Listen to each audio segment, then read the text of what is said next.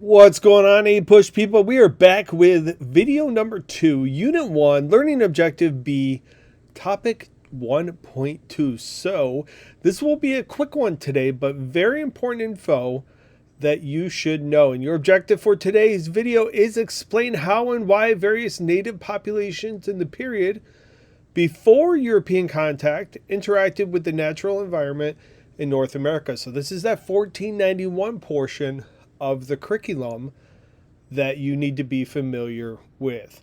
So let's start with an APUSH test tip. If you encounter an essay topic on the Columbian Exchange, which there have been questions on the Columbian Exchange before, or the impacts of European exploration on the Western Hemisphere, a brief description of this topic could count as your contextualization point in the essay. So people are always asking me, what do I use for contextualization?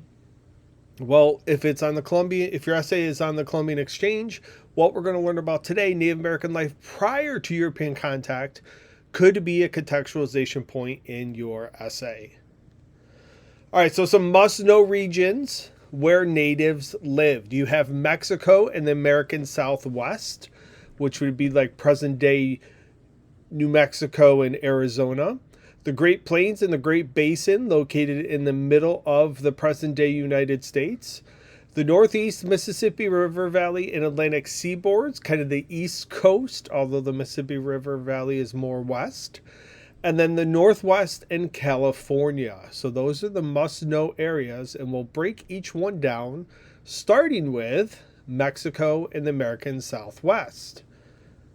So they are going to focus heavily on maize or corn cultivation. That's where maize is going to originate from and spread throughout North America. This will lead to permanent villages and settlements. The reason being that you have to have permanent settlements to grow maize, as maize takes a long time to grow. And then we'll see the emergence of social classes in these areas. And the Pueblos, a very important Native American group we'll talk more about in Unit 2, they're going to develop irrigation systems that will help them grow maize. Jumping over to the Great Plains and the Great Basin. This is in the central part of the present-day United States, and natives adapted to their environment by being mobile and hunting bison and sheep. I have a joke for you. What did the buffalo say to his son when he went away to college? Bison. Bison, get it? Yeah, you do. All right, they were nomadic and no permanent settlements, as they often hunted food and traveled where the food, or in this case bison, would be going. Post-European contact, the introduction of the horse and guns is going to make hunting much more efficient in this area of the country. Northeast Mississippi River Valley and Atlantic seaboard, they are going to focus on hunting and gathering and agriculture. So they'll kind of have a mixed economy of what we've talked about so far.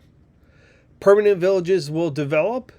The Cahokia near present-day St. Louis, they'll have 10,000 people in 1200 CE, so a large settlement, large permanent settlement. In the Iroquois in present-day New York, they're going to burn forests to hunt animals and grow crops.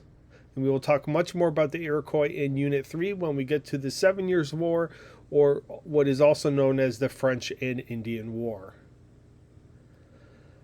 And the Iroquois also had villages built around maize or corn. All right, the Northwest and California, they focus on hunting, gathering, and foraging.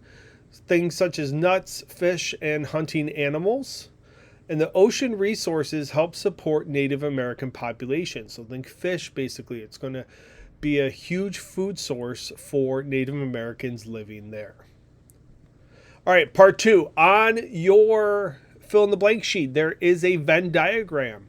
And I would like you to complete the Venn diagram based on the following prompt. Compare and contrast the similarities and differences between Native Americans in the Great Plains and Great Basin, so those two together. Compare that with Native Americans in the Northeast. How is life similar? How is life different for those groups of natives?